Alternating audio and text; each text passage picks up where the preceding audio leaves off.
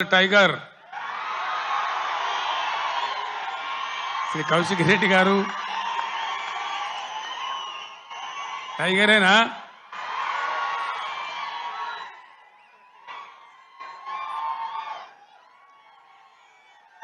करींनगर parliament सभ्युలుగా పోటీ చేస్తున్న వినోద్ కుమార్ గారు टाइगर श्री कौशिक रेड्डी गारू टाइगरेना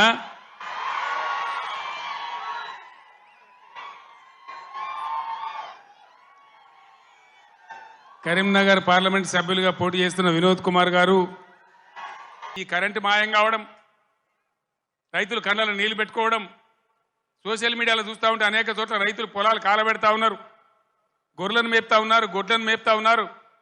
వాళ్ళు అట్లా నాశనం అవుతుంటే కూడా నేను పేగులు మెడలేసుకుంటా పండవేటి తొక్త డైలాగులే తప్ప రైతు సోదరులారా భయపడకండి. ఒకనాడు ఇదే ఎస్ఆర్ఎస్పీకి నీళ్ళు తక్కువ పడితే సింగూరు డ్యాంలో ఉంటే అక్కడి నుంచి తెచ్చి వరంగల్ దాకా ఇచ్చి కూడా పంటలు కాపాడిన సిఆర్ గారు నా పక్కనే ఉన్నారు.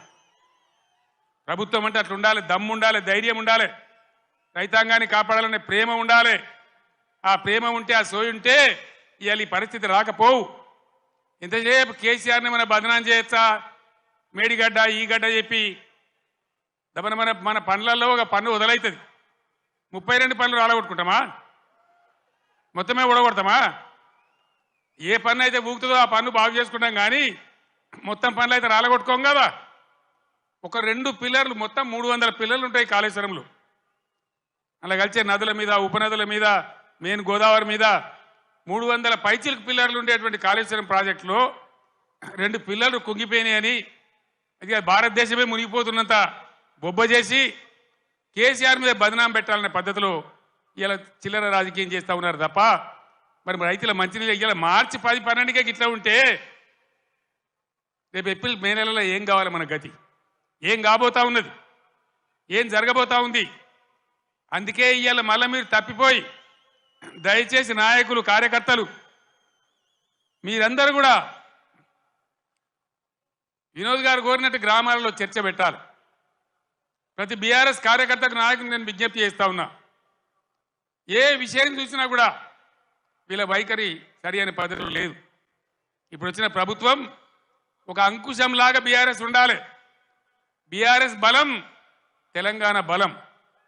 ఎందుకంటే బీఆర్ఎస్ తెలంగాణ దళం, తెలంగాణ గలం. శాసనసభలో కానీ పార్లమెంట్లో కానీ అన్ని విధాల ఇటు రాష్ట్రాన్ని, కేంద్రాన్ని ఒప్పించి మెడలు వంచి బ్రహ్మాండంగా పని జరిగాయనంటే బీఆర్ఎస్ ఉండాలి. నేను మా ఎమ్మెల్యేలు వస్తే నేను చెప్పిన వాళ్ళు గెలిచిండ్రా 3 నెలల దాకా వాళ్ళని పనిచేయనండి, 4 నెలల దాకా వాళ్ళ వ్యవహారం ఏందో చూద్దాం, మన మీద వాళ్ళకి అధికారం వచ్చిందని ఈర్ష్యపడ్డట్టు అక్కస్తో ఉండొద్దు, మనం వదిలిపెడదాం వాళ్ళను, 4 నెలల తర్వాత కార్యాచరణ మొదలు పెడదామని అన్నాం. ఒక్కటంటే ఒక్క మాట మీద ఖాయం ఉండద్దా? ఉరుకుర్రి 2 లక్షలు రుణం తెచ్చుకోండి, 9 తారీఖు నాడు నేను మాఫీ, డిసెంబర్ 9 నాడే. అందుకే ఈరోజు బీఆర్ఎస్ ఎమ్మెల్యేలు ప్రశ్నిస్తూ ఉన్నారు, బీఆర్ఎస్ నాయకులు ప్రశ్నిస్తూ ఉన్నారు.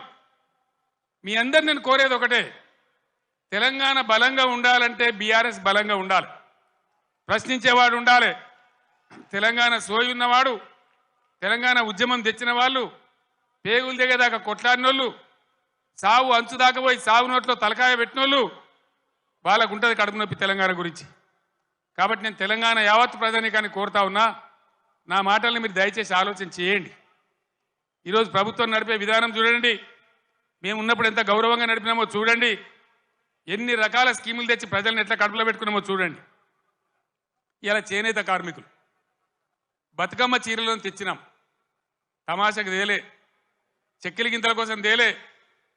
నేను అన్నాడు ఉద్యమంలో నేను ప్రొఫెసర్ జయశంకర్ సిరిసిల్ల నుంచి పోతుంటే మధ్యరాత్రి పూట గోదల మీద కారు లైట్లు కనబడతా ఉన్నాయి, ఆత్మహత్యలు చేసుకోవద్దు, సావు సమస్యలకు పరిష్కారం కాదు అని. అవి చూసి మేము కళ్ళలో నీళ్లు పెట్టుకొని ఏడ్చినాం. 60 ఏళ్ళ స్వతంత్రంలో ఇలా సావుల గురించి, ఆత్మహత్యల గురించి మాట్లాడుతున్నామంటే సిగ్గుపడాలి. తెలంగాణ వస్తే తప్ప బతకమని సిరిసిల్లలో ఒకటే రోజు 11 మంది చేనేత కార్మికులు చచ్చిపోతే